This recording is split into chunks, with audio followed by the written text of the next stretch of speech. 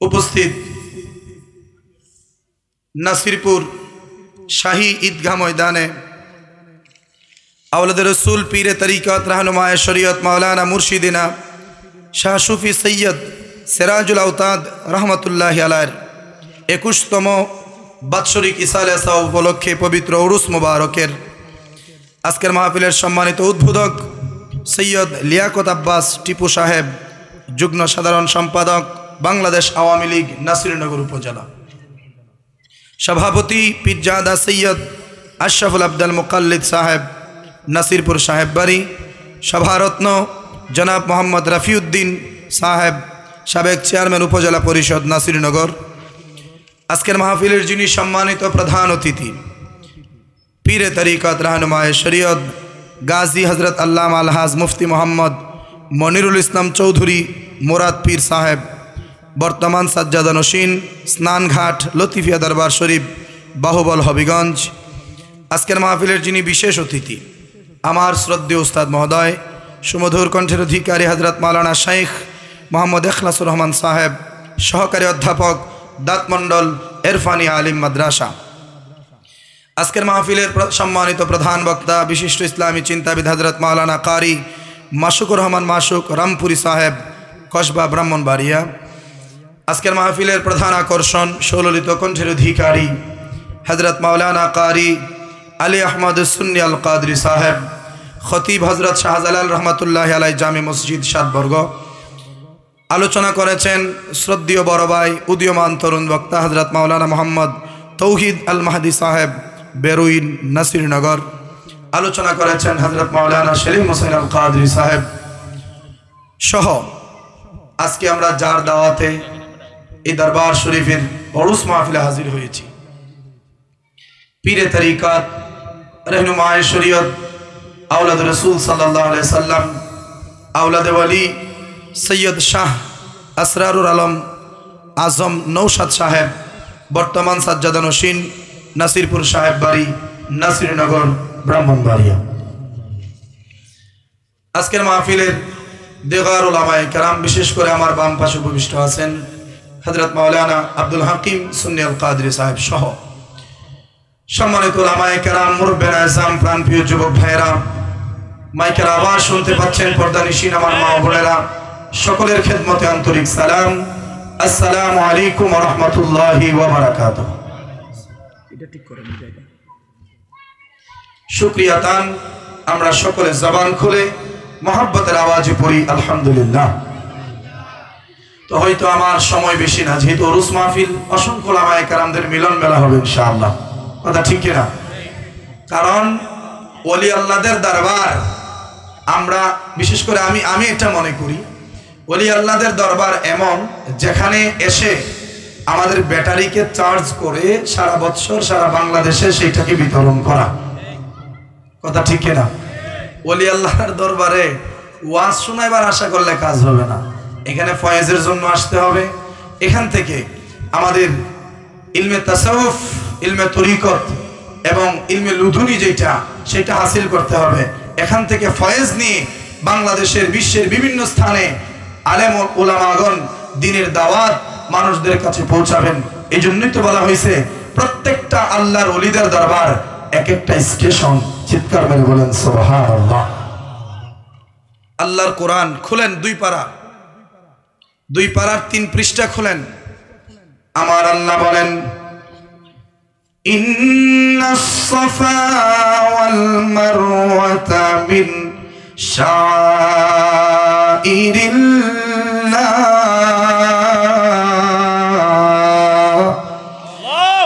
আমার আল্লাহ বলেন, ইন্নাস সাফা, নিশ্চয়ই সাফা, ওয়াল মারওয়া এবং মারওয়া, সাফা এবং মারওয়া নিশ্চয় ওই সাফা মারওয়া মিন শাআইরিল্লাহ, আমি আল্লাহর নিদর্শনগুলির মধ্যে একটা নিদর্শন। সুবহানাল্লাহ বলেন না? নিশ্চয় সাফা এবং মারওয়া দুইটা পাহাড় আমি আল্লাহর নিদর্শন। ও রব্বুল আলামিন গো, এই সাফা এবং মারওয়া দুইটা তো শুধুমাত্র মাটির পাহাড়। এই পাহাড়গুলি তোমার নিদর্শন হয় কিভাবে? মক্কা তোমার নিদর্শন বুঝতে পারলাম, মদিনাতুল মুনাওয়ারা নিদর্শন বুঝতে পারলাম, জেরুজালেমের বাইতুল মুকাদ্দাস তোমার নিদর্শন বুঝতে পারলাম, কিন্তু এই দুইটা পাহাড় তোমার নিদর্শন হলো কিভাবে? আমার আল্লাহ ডাক দেখো বান্দা, এইটা দুইটা পাহাড় ছিল, এই দুইটা পাহাড়ের কোনো মূল্য ছিল না, এই দুইটা পাহাড়ের কোনো মর্যাদা ছিল না, কিন্তু আমার খলিল ইব্রাহিম খলিলুল্লাহ আলাইহিস সালামের বিবি নাম হচ্ছে বিবি হাজার আলাইহিস সালাম। ওই মা হাজার আলাইহিস সালাম হযরতে ইসমাঈল যাবিহুল্লাহ আলাইহিস সালামের জন্য পানি খোঁজার জন্য যখন চেষ্টা শুরু করে দিলেন, সাফা এবং মারওয়া দুই পাহাড়ে পানির জন্য তিনি দৌড়াদৌড়ি করতে করতে মোট 7 বার তিনি দৌড়াদৌড়ি করলেন।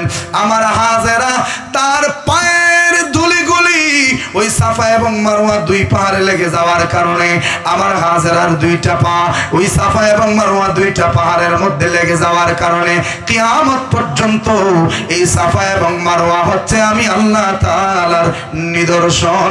চিৎকার মেরে বলেন না সুবহানাল্লাহ। এবার আপনাদের কাছে আমি জানতে চাই, বিবি হাজেরা কি কোন নবী ছিলেন? জোরে বলেন, কোন নবী ছিলেন? উনি তো নবী ছিলেন না, নবীর বিবি ছিলেন। নবীর বিবি আল্লাহর প্রিয় বান্দি, মানে আল্লাহর প্রিয় বান্দি, আল্লাহর মুমিনা বান্দি, আমার আল্লাহর ওলিনি বান্দি হচ্ছে হযরতে মা হাজার আলাইহিস সালাম।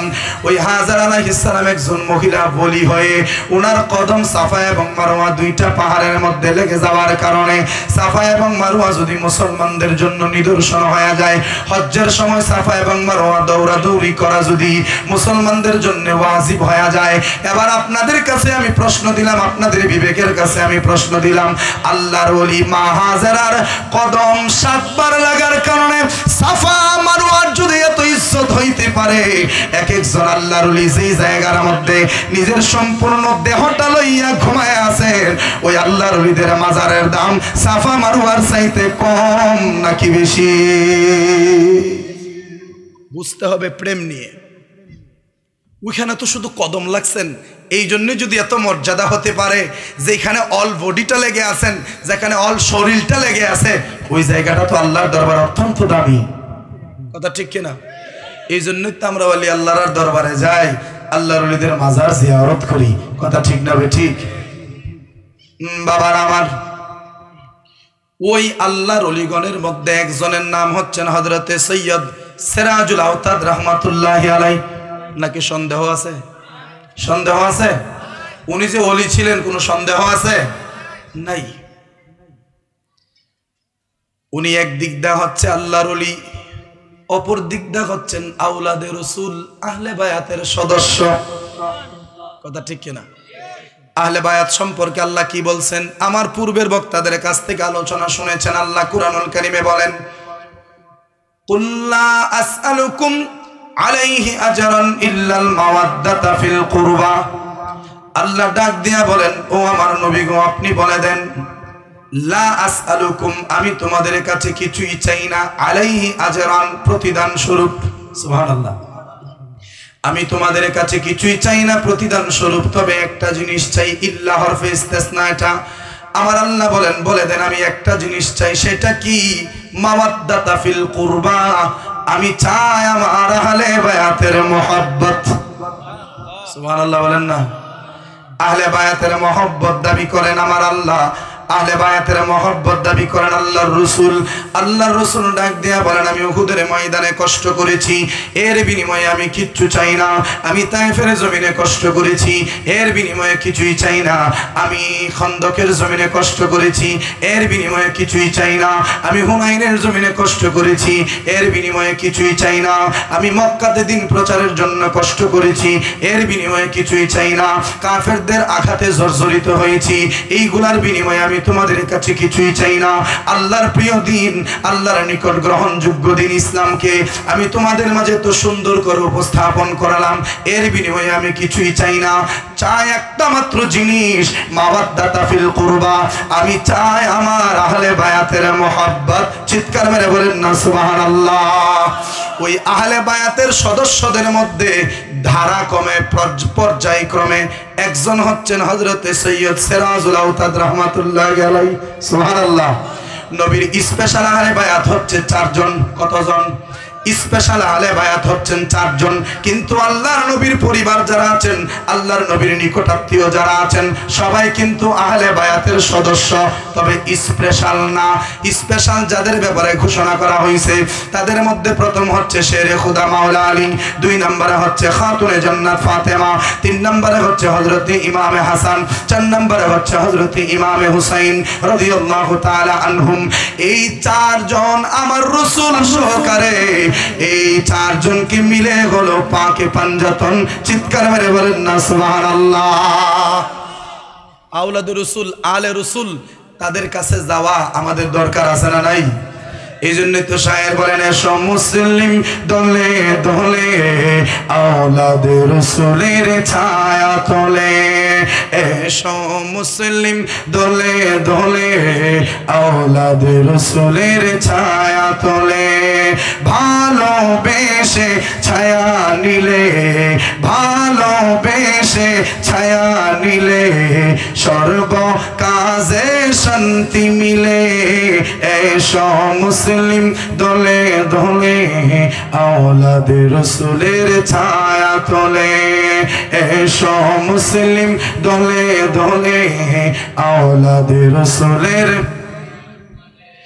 ইল্লাল মাওয়াদ্দাতা ফিল কুরবা, মহান প্রভু কয় ঐশী বাণী আল কোরআন, বিশ্বাস যদি নয়। ইল্লাল মাওয়াদ্দাতা ফিল কুরবা, মহান প্রভু কয় ঐশী বাণী আল কোরআন, বিশ্বাস যদি নয়।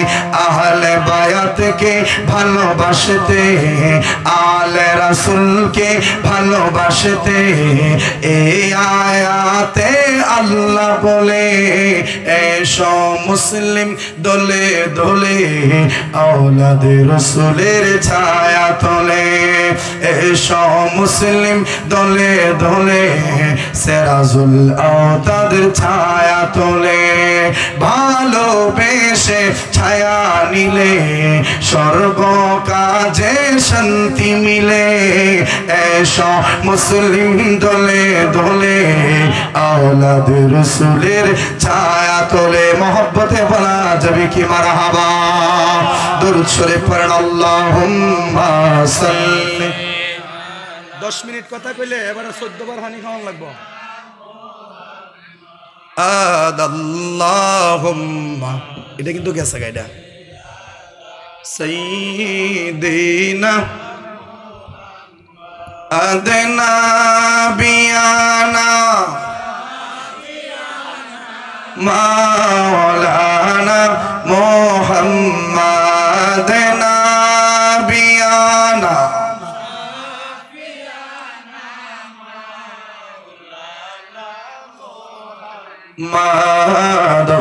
আল্লাহুম্মা সাল্লি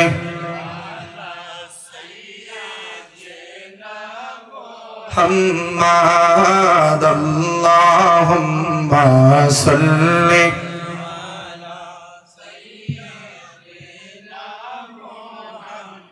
বাবার আমার। নবীর পরিবার যারা, নবীর আহাল যারা, নবীর আল যারা, নবীর বংশ যারা, আল্লাহর নবীর আহলে বায়াতের সদস্য যারা, তাদের ব্যাপারে আমার আল্লাহ তাআলা আরো বলেন, বান্দা তাদেরকে সাধারণ কোনো মানুষ মনে করবা না। কেন করবা না জানোনি? কারণ তোমরা অপবিত্র হও, কিন্তু তাদের অপবিত্র হওয়ার কোনো চান্স নাই। সুবহানাল্লাহ বলেন না? আল্লাহ বলেন, ইন্নামা ইউরিদুল্লাহু লিইউযহিবা আনকুমুর রিজসা আহলাল বাইত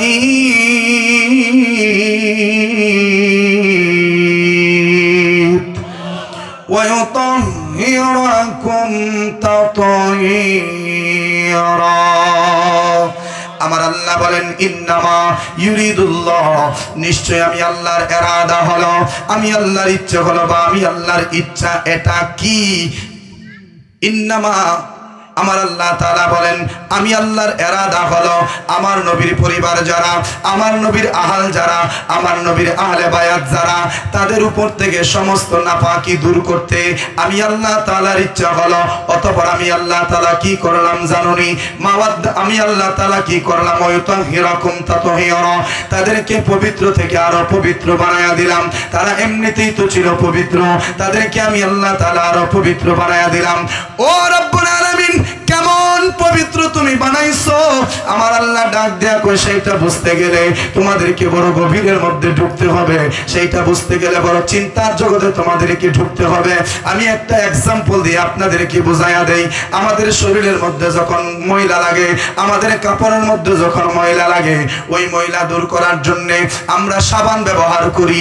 ওই সাবান দিয়ে ঘষাইয়া ঘষাইয়া আমরা কাপড় থেকে ময়লাটা দূর করি। কিন্তু সাবান দিয়ে কাপড় থেকে ময়লা দূর করতে গেলে সাবান কিন্তু নাপাক হয় না। কথা ঠিক কিনা? সাবান দিয়ে কাপড়ের নাপাকি দূর হয়, সাবান দিয়ে শরীরের নাপাকি দূর হয়, কিন্তু ওই নাপাকের টাচে কিন্তু সাবান নাপাক হয় না। কথা ঠিক কিনা? কারণ ওইটা দিয়ে আরেকটা কাপড়ও ধৌত করা যায়।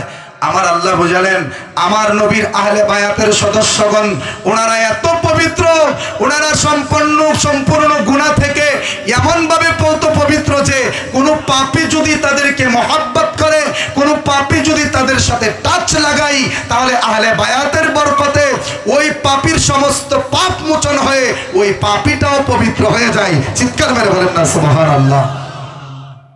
আর সেই আহলে বায়াতের সদস্য ইমাম হুসাইনকে ইয়াজিদপন্থীরা দোষী বানাতে চায়। কথা ঠিক কিনা? কি বানাতে চায়? দোষী বানাতে চায়। কত সুন্দর করে ইন্টারনেটে ওনারা বক্তব্য দেয়। তারা কিন্তু আবার ময়দানে দেয় না, ময়দানে দিলে মোরা খাইব। কথা ঠিক কিনা? তারা কি করে? আপনার বাসার মধ্যে বসে বা যে কোনো একটা ছোট্ট একটু গন্ডির ভিতরে বসে 4-5টা ক্যামেরা সামনে নিয়ে ভিডিও করে সেটাকে ছেড়ে দেয়, বোঝাতে চায় আমি কত বড় আল্লামা। কথা ঠিক না? ঠিক। কি বলে জানেননি? হযরত ইয়াজিদ, নাউজুবিল্লাহ কইনা, কি ইয়াজিদ? নাউজুবিল্লাহ কইতেন না? হযরত ইয়াজিদ, ওনার তো কোনো ভুল ছিল না, ওনার তো কোনো দোষ ছিল না। উনি তো দৈনিক 5 ওয়াক্ত নামাজ পড়তেন, উনি তো তাহাজ্জুদ গুজারি ছিলেন, উনি তো দৈনিক 100 রাকাত নফল নামাজ পড়তেন। ওনার তো কোনো দোষ দেখি না, ওনার তো গুণের অভাব নাই। নাউজুবিল্লাহ কইতেন না? তৌহিদ ভাই আছেন, হাকিম ভাই আছেন, আরো অসংখ্য উলামায়ে কেরাম আছেন, পীর সাহেব হুজুর আছেন। ইমাম হুসাইনের সাথে কিন্তু ইয়াজিদ ইমাম হুসাইনের পক্ষ নিয়ে একটা যুদ্ধে অংশগ্রহণ করছেন। ওইখানে ইমাম হুসাইন স্বচক্ষে কাছে থেকে ইয়াজিদের মন্দ স্বভাবগুলি দেখেছেন। উনি দেখেছেন যে নামাজে রক্ত হয়ে গেছে, ইয়াজিদ তাবু থেকে বের হয়ে গেছে। নাউজুবিল্লাহ বলেন না? নামাজে রক্ত হয়েছে, ইয়াজিদ নামাজ বাদ দিয়ে মদ খাওয়া নিয়ে ব্যস্ত রয়েছে, নারীবাজি করা নিয়ে ব্যস্ত রয়েছে। সারা রাত্র নারীদেরকে নিয়ে গান বাজনার মাধ্যমে ইয়াজিদ রাত্র কাটাতো। ইমাম হুসাইন বলেন আমি হুসাইন আহলে বায়াতের সদস্য, যার ব্যাপারে আল্লাহ তাআলা পবিত্রতার ঘোষণা দিয়েছেন। আমি হুসাইন পবিত্র হয়ে তো নাপাক ইয়াজিদের হাতে, লম্পট ইয়াজিদের হাতে, লুচ্চা ইয়াজিদের হাতে আমি কখনো ইসলামের পবিত্র খেলাফতের দায়িত্ব তুলে দিতে পারি না। এই জন্য হুসাইন বললেন ইয়াজিদ তুমি ব্যতীত অন্য যে কেউ যদি মসনদে বসে আমি হুসাইনের কোনো আফসোস নাই, আমি হুসাইনের কোনো বিরোধ নাই, কিন্তু তুমি ইয়াজিদ যদি বসতে চাও আমি হুসাইন মরে গেলেও তোমাকে ভোট দিয়ে সাপোর্ট করব না। তারপরেও আমি কি করব না? তোমাকে সমর্থন দিতে পারবো না, কারণ তোমাকে সমর্থন দেওয়া আর লুচ্চামিকে সমর্থন দেওয়া সমান। কথা ঠিক কিনা? ইয়াজিদের কুকর্মগুলি একটু আপনারা শোনাই, তাইলে বুঝবেন হে আসলে কি আছিল। ইয়াজিদ ইমাম হুসাইনকে শহীদ করলেন, হযরত ইমাম আলী আকবরকে শহীদ করলেন, হযরত ইমাম কাসিমকে শহীদ করলেন, হযরত ইমাম আলী আসগরকে শহীদ করলেন, হযরত ইমাম আব্বাসকে শহীদ করলেন।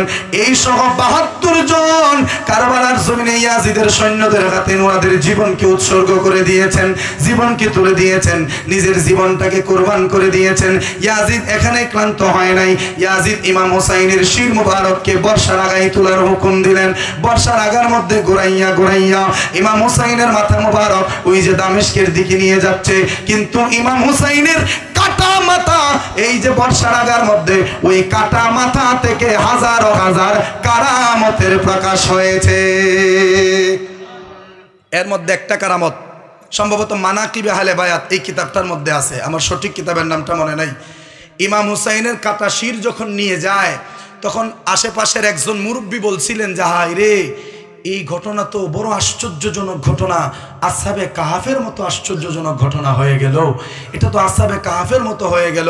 তখন ইমাম হুসাইনের কাটা মাথা থেকে আওয়াজ বের হলো যে এই যে মুরব্বী, ও আল্লাহর বান্দারা, ও নবীর উম্মতেরা, শোনো, আসহাবে কাহাফের ঘটনাটা আর কেমন আশ্চর্যজনক ঘটনা, এর চাইতে বড় আশ্চর্যজনক ঘটনা হচ্ছে নবীর নাতি ইমাম হুসাইনের শির বর্ষার আগায়। চিৎকার মেরে বলেন না আল্লাহু আকবার। এর চেয়ে বড় আশ্চর্যজনক ঘটনা কি হতে পারে? ইয়াজিদ ইমাম হুসাইনকে শহীদ করে তিনি থামলেন না, সে থামল না। 61 হিজরিতে তিনি মদিনায় আক্রমণ করলেন। জোরে বলেন না নাউজুবিল্লাহ।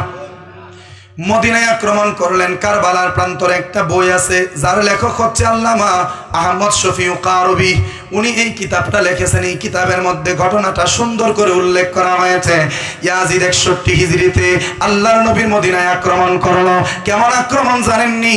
ইয়াজিদ মদিনায় আক্রমণ করে 10,000 নবীর সাহাবীকে, নির্দোষ সাহাবীকে ইয়াজিদে শহীদ করে দিয়েছেন। জোরে বলেন না নাউজুবিল্লাহ। যেই মদিনার ব্যাপারে আল্লাহর নবী বলেছেন আমার মদিনাটা হচ্ছে নিরাপদ শহর, এইখানে কোনো ঝগড়াঝাটি করা যাবে না, এইখানে কোনো মারামারি করা যাবে না, এইখানে একজন আর একজনের উপরে জুলুম করা যাবে না। কিন্তু ইয়াজিদে মদিনায় আক্রমণ করাইলো। 3 দিন পর্যন্ত মদিনায় আক্রমণ চললো। এই 3 দিনের ভিতরে মদিনায় আজান হয় নাই, ইকামত হয় নাই, জামাত হয় নাই। মসজিদে নববীর জামাত বন্ধ ছিল 3 দিন, মসজিদে নববীর আজান বন্ধ ছিল 3 দিন। ইয়াজিদে মদিনায় আক্রমণ করলো, শুধু সাহাবীদেরকে শহীদ করে না, মদিনার হাজার হাজার নারীদের পেটের মধ্যে অবৈধভাবে বাচ্চা প্রবেশ করিয়ে দিয়েছেন। চিৎকার মেরে বলেন না নাউজুবিল্লাহ। এইরকম কঠিন হত্যাকাণ্ড যখন ইয়াজিদ মদিনায় চালাইল, আল্লাহর নবীর একজন তাবেঈ যিনার নাম হচ্ছে হযরতে সাঈদ ইবনুল মুসাইয়্যিব রাদিয়াল্লাহু তাআলা, রিবাবটা একটু বানান, হযরতে সাঈদ ইবনুল মুসাইয়্যিব রাদিয়াল্লাহু তাআলা উনি মদিনায় গেলেন। মক্কা হজ করে মদিনায় রাসূলুল্লাহর রওজা মুবারক জিয়ারতের জন্য গেলেন। মদিনায় যাইয়া দেখে মদিনার যেই দিকেই তাকায় সেই দিকেই শুধু লাশ আর লাশ, যেই দিকে তাকায় সেই দিকেই শুধু রক্ত আর রক্ত। এই দৃশ্য দেখে উনি ওনার মনটারে আর মানাইতে পারলেন না, কান্না শুরু করে দিলেন। ডাক দিয়া কই, কে এমন কাজটা করলো? আল্লাহর নবীর পবিত্র ভূমি, আল্লাহর নবীর পবিত্র শহর, যেই জায়গায় আল্লাহর রাসূল ঘুমিয়ে আছেন, ওই জায়গাটাকে কারা অপবিত্র করে ফেললো? ওই জায়গাটাকে কারা এইরকম একটা যুদ্ধক্ষেত্র বানায়া ফেললো, এইরকম লাশের একটা শহর বানায়া ফেললো? তারা কারা? শুনতে পারলো ইয়াজিদে এই মদিনায় আক্রমণ করে এইরকম পরিস্থিতি করেছে। সাঈদ ইবনুল মুসাইয়্যিব রাদিয়াল্লাহু তাআলা উনি বলেন, এখন যদি আমি মদিনার মধ্যে থাকি ইয়াজিদের বিরুদ্ধে, তো আমি যদি ইয়াজিদের বিরুদ্ধে এই খবর ইয়াজিদের কানে যায়, ইয়াজিদের সৈন্যদের কানে যায়, তাহলে তো আমাকেও তারা বাঁচতে দিবে না, এইরকম ভাবে আমাকেও তারা শহীদ করে দেবে। না না না না না, আমাকে সবগুলো অবলোকন করতে হবে, সব কিছু আমাকে দেখতে হবে। এই চিন্তা করে সাঈদ ইবনুল মুসাইয়্যিব ওনার জামা কাপড় ছিঁড়ে উনি একটা পাগলের বেশ ধরে ফেললেন, একটা পাগল হয়ে গেলেন। পাগল হয়ে তিনি মদিনার গলিতে গলিতে হাঁটতে শুরু করলেন। ইয়াজিদের সৈন্যদের সামনে যখন যাই, ইয়াজিদের সৈন্যরা বলে এই লোকটা পাগল, তারে তোমরা আটকাইও না, তারে তোমরা মাইরো না, তারে তোমরা ছেড়ে দাও। উনি পাগল বলে কেউ ওনাকে আক্রমণ করে না, উনি পাগল বলে কেউ ওনাকে মারে না, এইরকম ভাবে ওনাকে ছেড়ে দিচ্ছে। উনি ঘুরতেছেন মদিনার এই সমস্ত কাণ্ডগুলি তিনি দেখতেছেন, আর চোখ দিয়ে ঝরঝর ঝরঝর করে পানি ঝরতেছে। উনি কান্না করতেছেন আর পানি ঝরতেছে। ঘুরতে ঘুরতে আল্লাহর নবীর মসজিদে নববীর ভিতরে যখন প্রবেশ করলেন, মসজিদ নববীর ভিতরে প্রবেশ করার পরে দেখে যেই মসজিদে আল্লাহর নবী দৈনিক 5 ওয়াক্ত নামাজ জামাতে পড়াইতেন, যেই মসজিদে নববীতে আল্লাহর নবী সাহাবায়ে কেরামদেরকে হাদিসের দরস দিতেন, সাহাবায়ে কেরামদের সামনে হাদিস নবী শোনাইতেন, ওই মসজিদে নববীকে একদম রক্তাক্ত করে দিয়েছে। আল্লাহর নবীর যে মেহরাব শরীফ ছিল, ওই মেহরাব শরীফের মধ্যে ইয়াজিদে উট ভেড়া ছাগল দুম্বাগুলি বান্ধা রাখছে। ওই উট ভেড়া ছাগলগুলি আল্লাহর নবীর মেহরাব শরীফের মধ্যে প্রস্রাব পায়খানা করে মসজিদটার একদম নোংরা করে দিয়েছে, মসজিদটার একদম অপবিত্র করে দিয়েছে। যেই ইয়াজিদ মুসলিম দাবিদার হয়ে আল্লাহর নবীর মসজিদকে নাপাক করতে পারে, ওই ইয়াজিদ কখনো মুসলিমের অন্তর্ভুক্ত হতে পারে না। কথা ঠিক না বেঠিক? মুরাদ এসে পড়ছে, মুরাদ সাহেব। নারে তাকবীর, নারে রিসালাত, নারে গাউসিয়া। প্রধান অতিথির আগমন, আল্লামা মুফতি মনিরুল ইসলাম চৌধুরী মুরাদ হুজুরের আগমন। নারে তাকবীর, নারে রিসালাত। আজকের মাহফিলের যিনি মধ্যমণি চৌধুরী মুরাদ সাহেব, উনি আমাদের মাঝে উপস্থিত হয়ে গিয়েছেন। ইনশাআল্লাহ যথাসময়ে আমাদের সামনে নূরানি ঈমানি তাকরীর পেশ করবেন। বলি আলহামদুলিল্লাহ। কষ্ট হইতেছে আপনাদের? বুঝতে অসুবিধা হইতেছে? একটু মনোযোগ। উনি চিন্তায় পড়ে গেলেন, ইয়াজিদ কিভাবে এমনটা করতে পারল? মসজিদে নববীকে একদম নাপাক করে দিয়েছেন, নামাজের কোনো পরিবেশ নাই, 3 দিন পর্যন্ত নামাজ হয় না। কি মনে করেন? উনি কান্না শুরু করে দিলেন। এমনিতেই তিনি অনুভব করলেন যে এখন মাগরিবের রক্ত শুরু হয়ে গেছে, এখন আজান না শুনলে তো নামাজটা পড়াটা তেমন শুদ্ধ হয় না। আজানটা শুনতে হয়। আগে তো ঘড়ি ছিল না যে ঘড়ি দেইকার টাইম মোতাবেক নামাজটা পড়ে ফেলবো। আগে তো মানুষ আন্দাজের উপরে সমস্ত ইবাদতগুলি করত।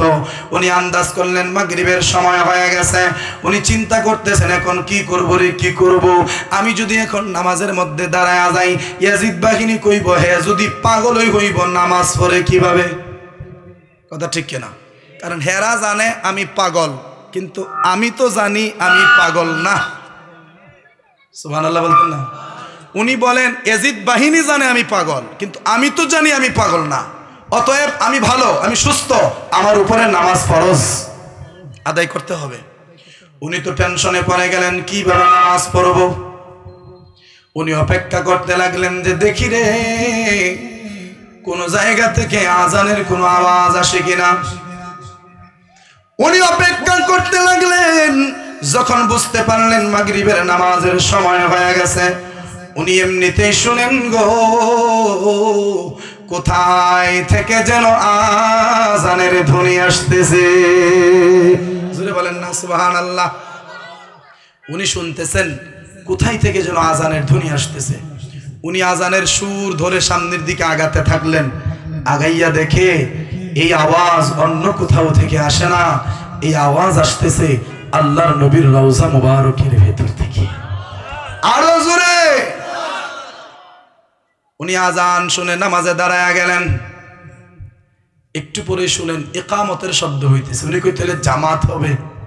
সুবহানাল্লাহ। আজান হয়েছে, ইকামত তো জামাতের শর্ত, তো যেহেতু ইকামত হচ্ছে জামাত হবে, অপেক্ষা করি। উনি অপেক্ষা করতে লাগলেন। একটু পরে শুনে দুনিয়ার সবচাইতে মধুর কণ্ঠে কে যেন কোরআন তিলাওয়াত করতেছে। উনি ডাক দিয়া বলেন ওরে জগতের মানুষ শোনো, আজান যখন হয়েছে, ওই আজান কে দিয়েছে জানোনি? আমি যতদূর অনুভব করলাম ওই আজান আর অন্য কেউ দেয় নাই। ওই আজানের গলাটা খলিফাতুল মুসলিমিন হযরতে ওমরে ফারুকের গলার আওয়াজ। উনি বলেন একটু পরে যিনি ইকামত দিলেন, আমি অনুভব করলাম এই আওয়াজটা সিদ্দিকে আকবরের আওয়াজ ছাড়া আর কারো আওয়াজ হতে পারে না। সুবহানাল্লাহ। আচ্ছা বলেন যারা মুসলমান নামাজি, আপনাদের কাছে ছোট্ট একটা প্রশ্ন করি, জামাত শুদ্ধ হওয়ার জন্য সর্বনিম্ন কয়জন লাগে? জোরে বলেন। 3 জন। 3 জন হলে কি করা যাবে? জামাত পড়া যাবে। তো আল্লাহর নবী, সিদ্দিকে আকবর, হযরতে উমরে ফারুক কয়জন হইল? জামাত পড়া যায়নি? সুবহানাল্লাহ বলতেন না? ওই যে হাদিসে রসুল বলছেন আম্বিয়ায়ে কেরামগণ রওজা মুবারকে জিন্দা এবং তারা যার যার অবস্থানে সলাতরত অবস্থায় আছেন। সুবহানাল্লাহ বলেন না? বাবার আমার, উনি বললেন কিছুক্ষণ পর যখন কোরআন তিলাওয়াত শুনলাম আমার অন্তরের সমস্ত কষ্ট দূর হয়ে গেল। এত মধুর কণ্ঠের কোরআন তেলাওয়াত শুনে আমার দিলটা যেন শান্ত হয়ে গেল, জান্নাতের আওয়াজ যেন আমি শুনতে পাইলাম। উনি বলেন ওরে জগতের মানুষ, এই কোরআন তিলাওয়াতের আওয়াজ অন্য কেউর গলার হতে পারে না। আমি 100% বিশ্বাসের সহকারে বলতে পারি এই গলার আওয়াজ হচ্ছে রাহমাতুল্লিল আলামিনের গলার আওয়াজ। হায়াতুন নবী আপনি জানি আমরা ইমানে, হায়াতুন নবী আপনি জানি এই মজলিসে এসে রাসূল দেখা দেনাম রার শোনে, এই মজলিসে এসে রাসূল দেখা দেনাম রার শোনে। হায়াতুন নবী আপনি জানি আমরা ইমানে, হায়াতুন নবী আপনি জানি আমরা। দিদার নসিব হয়েছে এমন লোক তো বহুত আছে, দিদার নসিব হয়েছে এমন লোক তো বহুত আছে। আমরার কেন কপাল মন্দ, আমরার কেন কপাল মন্দ মিটল না জীবনে। হায়াতুন নবী আপনি জানি আমরা ইমানে, হায়াতুন নবী আপনি জানি আমরা ইমানে। এই মাহফিলে এসে রাসূল দেখা দেনাম রার শোনে, এই মাহফিলে এসে রাসূল দেখা দেনাম রার শোনে। হায়াতুন নবী আপনি জানি আমরা ইমানে, হায়াতুন নবী আপনি জানি আমরা ইমানে।